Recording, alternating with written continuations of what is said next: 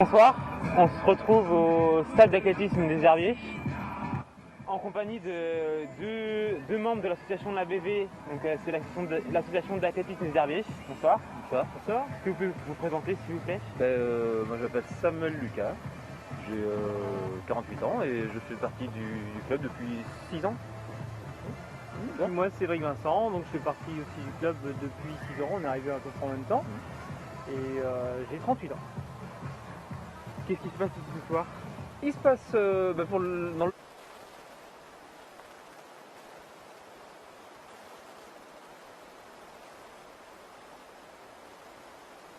cadre du Téléthon, les gens sont invités à venir sur la piste, la demoiselle, et puis faire des tours de piste. Alors en courant, en marchant, il y en a qui sont même en marche nordique pour certains. Tout à l'heure il y a un peu plus de monde, mais c'était à peu près les trois types d'allures qui étaient représentés ce soir. et à tout âge. Et tout âge, des petits, il y avait des petits de 3-4 ans jusqu'à... On n'a pas calculé. Et donc si j'ai bien compris, ça dure jusqu'à demain matin quoi. Alors, il y a une petite interruption cette nuit là, une interruption technique pour se ressourcer, se reposer, et puis ça reprend demain matin à 7h je crois, jusqu'à 1h du... 13h30 Et c'est les gens qui réservent leur place pour... Sinon il n'y a pas besoin de réserver. On y va directement. On y va directement, on fait passer petit. Puis on calculera à la fin le nombre total que ça a fait pendant ces presque 24 heures. Les écoles Il y a eu aujourd'hui toutes les écoles qui sont venues, toutes les écoles primaires, secondaires, collèges, lycées je crois. Ils sont venus faire des tours de piste depuis ce matin. Et c'est la première fois que vous faites ça? Non, deuxième année. Deuxième année. Alors l'année dernière c'était un peu un essai, c'était uniquement sur la journée. Et puis là aujourd'hui cette année cumulé sur 24 heures. Ok, merci beaucoup. Merci. Retour plateau du Téléthon 85, donc je suis rejoint à l'instant par Aurélien, journaliste également, qui va continuer à animer la soirée. Donc Aurélien, je te laisse te présenter. Bonsoir. Déjà bonsoir Sandrine, alors oui, je suis journaliste pour le Téléthon 85 ce soir, oui je suis venu ce soir. Pour tout ce week-end, vous serez avec moi, et oui. Donc j'ai cru comprendre que nous avions un duplex, c'est Sandrine? On a un duplex tout à fait, qui va peut-être fonctionner, j'espère cette fois, parce que tout à l'heure on a eu quelques petits problèmes techniques. Et cette fois-ci ça devrait pouvoir se mettre en place, donc on va attendre de voir si ça fonctionne. Alors qu'est-ce qui s'est passé déjà ce soir? On a eu qui comme invité tout à l'heure? On a eu beaucoup d'invités, on a eu des partenaires, on a eu donc monsieur et madame, donc monsieur qui est Michael Guilbault, merci beaucoup, ingénieur qui assiste des chercheurs, et puis donc madame Martins qui souffre d'une maladie, donc elle est venue nous parler tout à l'heure, voilà, notamment. On en est où avec notre duplex? Est-ce que ça fonctionne? Toujours pas. C'est des petits soucis techniques, ça peut arriver, ma chère Sandrine. En attendant, on va reprendre la discussion qu'on a eue tout à l'heure éventuellement. Parce que moi je débarque, voilà, je suis avec Michael Guilbault, vous êtes chercheur Non, ingénieur. Ingénieur. Alors vous m'expliquez, c'était ingénieur-chercheur, c'est l'assistant. C'est l'assistant du chercheur, ingénieur de recherche. Il semblerait que notre duplex fonctionne. Donc, si tu veux aller... Alors, apparemment, nous avons un duplex, du coup, qui est ici. On va aller discuter avec Daniel, qui est en direct avec nous, normalement. Oui. Daniel, est-ce qu'il nous entend? C'est un peu les problèmes techniques. Est-ce que Daniel, vous nous entendez? Problème technique, on ne voit pas l'image.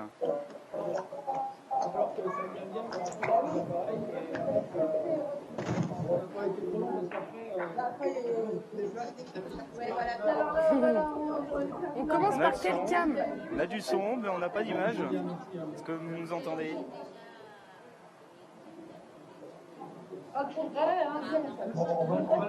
On va la rappeler juste pour, mais pas sur le... Bon. Oula, on entend quelques... Ça va couper encore.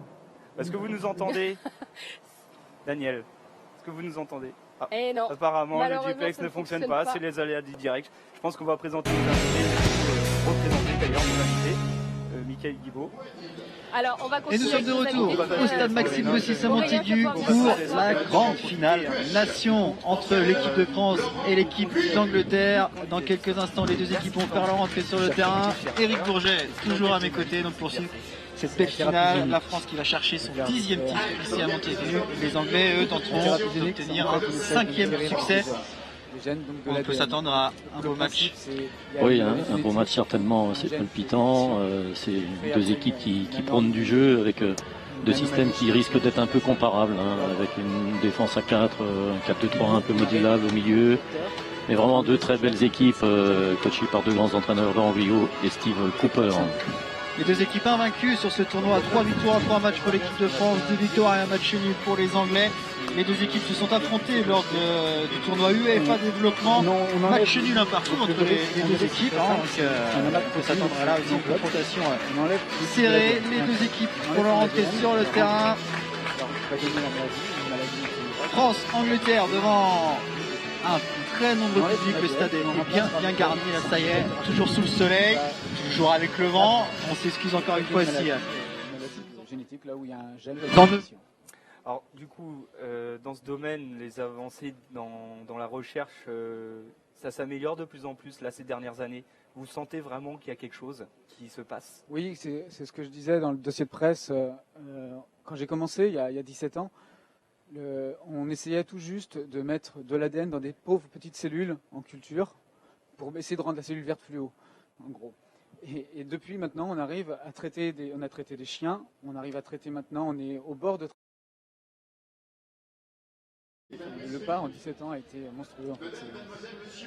nous allons donc écouter les hymnes tout ça nationaux. C'est grâce au Téléthon, grâce à l'argent. À commencer par l'hymne anglais. Du financement pour le Téléthon. Alors l'Institut Atlantic Gene Therapy est financé entre 40 et 50% par le Téléthon. Vous disiez tout à l'heure que vous étiez au bord de traiter les humains. Et il représente quoi ce bord? C'est à quelle échéance? Qu'est-ce qui manque pour y arriver? Ça dépend des pathologies, mais en tout cas pour la morose congénitale de Leber, comme je disais tout à l'heure, l'essai clinique est terminé. Maintenant, ils essayent d'aller plus loin, de refaire un essai clinique avec plus de patients, éventuellement traiter les deux yeux, à voir. C'est encore dans l'étude. Alors ça, c'est pour la morose congénitale de Leber. Mais aussi pour la myopathie du chêne, il y a des traitements qui commencent à avoir le jour, que ce soit au sein de l'Institut, soit au laboratoire ou dans l'autre partie de l'Institut. Et ce sont des traitements. Alors, on va commencer les essais cliniques en 2017. Donc, essais cliniques veut dire essais chez l'homme. On va commencer les essais cliniques normalement en 2017. Je ne me trompe pas, avec un espoir en tout cas de traiter d'abord un membre. Au moins, ce qui pourra donner au moins une meilleure autonomie de l'occupation. Entier, ça va être plus long, mais ça va venir progressivement. On a déjà, même pour la myopathie du chêne, on a un deuxième traitement alternatif qui est en train de voir le jour. Et du coup, ces essais en 2017, vous pensiez les faire à peu près... On est basé à Nantes. Pardon. Nous, on est basé à Nantes, mais c'est fait avec le Généton. C'est vraiment une collaboration nantaise Généton. C'est pas porté par Nantes plus que le Généton. C'est vraiment deux équipes qui sont ensemble. Et normalement, l'essai, ça va être multicentrique parce qu'il n'y a pas énormément de patients. Donc je ne sais pas exactement où ça va être, mais je pense que ça va être plutôt sur Paris. Je sais pas. Comment sont sélectionnés les patients sur lesquels vous faites vos traitements finalement? En général, les premiers, pour un premier essai clinique, c'est ce qu'on appelle un essai clinique de phase 1, c'est des patients qui sont déjà très avancés dans la maladie. Parce qu'on a toujours peur qu'il y ait un éventuel effet secondaire, un effet toxique de notre traitement. Et donc on peut décemment pas traiter un patient qui a quand même un début de maladie s'il y a des risques qui sont pires que les bénéfices qu'on peut donner. Donc on va prendre quelqu'un qui le sait, il le fait pour les autres. C'est vraiment un engagement de leur part. Ils le font pour les autres en général, les premiers patients. Puis après, on a avancé dans le traitement, si on voit que le traitement fonctionne. Alors là, on va commencer à prendre des traitements des patients qui sont plus jeunes. On est encore bien installés pour la traiter le plus tôt possible pour essayer de la guérir. Mais c'est une fonds de secours, on attend 2017. Non, 2017, c'est vraiment, on commence vraiment les patients, normalement, les premiers patients de phase 1. Et après, c'est après qu'on attaque la patients. Et ça demande beaucoup de temps, de nombreuses années. Ça demande beaucoup de temps, ça demande, si vous voulez, quand on a commencé pour la neurose congénitale de Leber, je vous c'est des gens qui ont fait vraiment de A à Z à Nantes. On a commencé sur des petites cellules, après on a fait des rats, après on a fait des chiens, on a traité les chiens.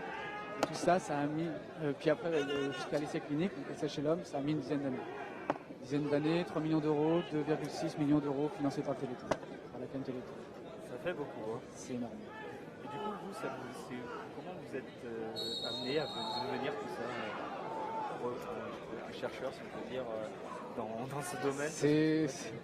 C'est un peu, c'est pas complètement par hasard. En fait, je suis arrivé, j'étais technicien de laboratoire, j'avais fait un DUT génie biologique. Ah, du coup, je dois appuyer. Et j'ai commencé dans le laboratoire, j'avais été embauché dans le laboratoire pour faire les vecteurs. Merci. Juste avant les traitements, C'est juste bon, il y a les préparer deux. les vecteurs pour ensuite les injecter.